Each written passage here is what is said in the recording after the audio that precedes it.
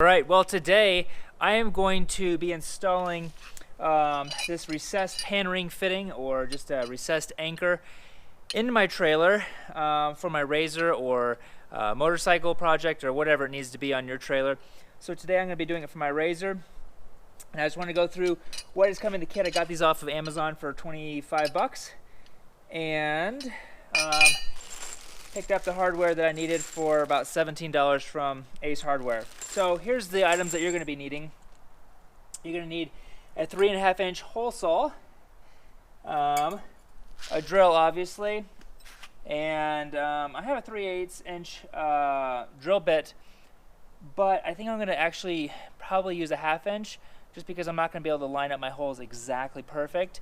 So I think the 1/2 inch might be a little bit easier and less work in the long run. And then I picked up some 2.5 inch 3/8 bolts, as well as some nylon locking nuts for the bottom. I didn't get washers because I didn't really care. So anyways, the kit came with 4 of the top parts and then also the backing plate for the bottom. And the way I'm going to do it today is I'm going to actually drill just halfway through the wood rather than all the way through, and try chiseling it out just so that the integrity of the wood isn't damaged too much and only half the wood is gone. So I'm going to give it a go and see if that works or not, and I guess you can learn from my mistakes if it doesn't really work that great. So first things first, we're going to go ahead and put the RZR on the trailer and mount it down, find out exactly where the very best places for the mounts are going to go. So let's go ahead and do that. Now you might be asking yourself, why don't you just mount your straps down to the edge of the trailer like so? You know, these could be good mounting points, but the problem I've found over the past couple thousand miles of doing this is the straps rub on the edge of these and they're ruining my straps. So as you can see, I have it mounted down to the RZR, the actual body of the RZR, and this allows the RZR to move back and forth as you're driving down the road, which loosens the straps, tightens them, loosens them, tightens them, and that just wears out these contact points. So that's really the main reason why I'm adding in these recessed anchor points, just so that I can mount it to the actual suspension, and then the suspension doesn't move and the whole body can still roll as we're going down the road. Alright, so after I have got the vehicle on the trailer where I want it, I'm going to go ahead and get one of the base plates, and I'm going to figure out exactly where I want to place it on the trailer. And now I always want to make sure underneath the trailer there's no supporting beams that are going to come in the way. So I've already checked that, and what I'm going to do is I'm going to have it strapped from that suspension up to this point, from this front suspension here up to the other side. That way they're both pulling the suspension down so it can't slide back and forth. If I just go straight on each front suspension, there's a chance that it could just move back and forth. So what I want to do is plant it down from side to side so the whole body can roll still, but the suspension and the wheels are all firmly planted. Alright, so what I'm going to do is just center it into my plank here, and just use a pencil. I'm going to draw around where it's going to go, and then draw my circle, and then the center point of each hole. I'm just going to draw a circle around each one of the holes, and then draw about where I think that the middle of the drill bit should go. And do that on both sides. As I told you earlier, I was going to chisel out the wood, but after looking at it, the depth that this recessed pan actually goes into the wood is nearly all the way through the wood. So what I'm going to do, just for the ease of this, is I'm just going to go ahead and drill all the way through the wood and put the backing plate on the other side, and not even have to worry about the time chiseling. But if your wood is a little bit thicker than mine looks to be a little more than 1.5, around that.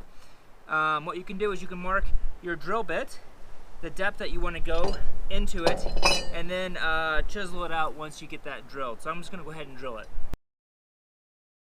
So to make sure that all my holes are marked up, I'm going to lay this out how I want it to. I think I'm going to have them flip up like this rather than pulling back. and I'm going to mark all of my holes with my drill bit in the hole as it's already here. I'm going to drill one and then put a bolt through it so everything is held in tight.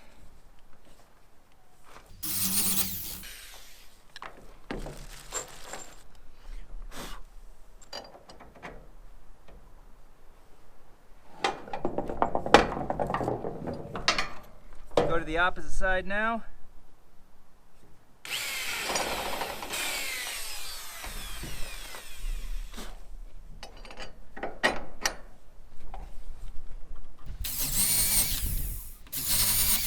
Now, one of the things you're really going to have to make sure of is that you're actually drilling straight down, because if these just get off just a tiny little bit, there's not a little bit of wiggle room. These are a 1/2 inch on the bottom to allow you to have a little mess up basically.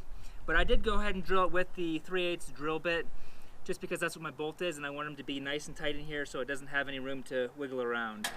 All right, now as you can see, I was a little wrong in what I said here, is you actually do have a little bit more room than I thought. I've got probably, I don't know, 1/2 inch or so extra, maybe 3/4 of an inch extra in here that I probably could have left and chiseled out. So I'm gonna just give it a go in the next one and just see if that's possible, just to keep the integrity of the wood as much as possible.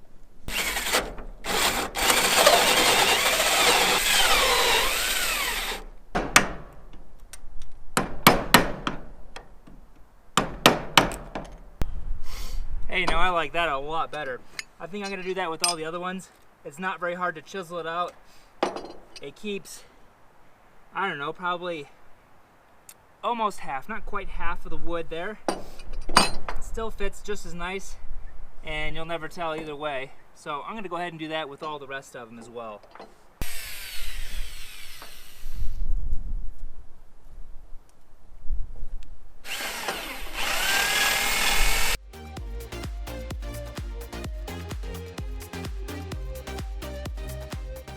All right, remember how I was saying just a minute ago to always check before you drill. I didn't realize this L bracket underneath of it was about a 1/4 inch off of from the top was. So now as I put my L or my under bracket on, it's gonna work, but it's not gonna sit flush on the wood all the way, which is kind of disappointing. It will work, and I'm not gonna drill any more holes in the trailer, but just keep that in mind when you are doing your own. All right, so after trying a few different methods on how to tie the back of the RZR down, I opted just to go with this. These are just the factory tie down points. Even though it is still connected to the body, still gonna allow it to roll a little bit in the back, but my straps aren't rubbing on anything, and that was really what was concerning me. They're starting to wear out the edges and frame a little bit. So I think this should hold down really nice. And yeah, for the front, I've opted to go with just a crisscross pattern. It is tucked up right in between the end of the A-arms. And I've gone crisscross just because where they mount down here, it's easier if one's pulling this way and one's pulling this way, otherwise they kind of come on top of each other. And this is fine how it is, and I'll just tie these up there. So all in all, it took me a little over an hour, maybe an hour and 15 minutes to do the whole job. Wasn't really trying to work that fast and making this little video for you guys. So if you have any questions, you can post them down below. If you have any comments on how you think it might be able to be done better, go ahead and leave some comments down below. I'd love to hear some advice. And if you'd like to see more videos, don't forget to hit the subscribe button. So thanks for taking the time to watch.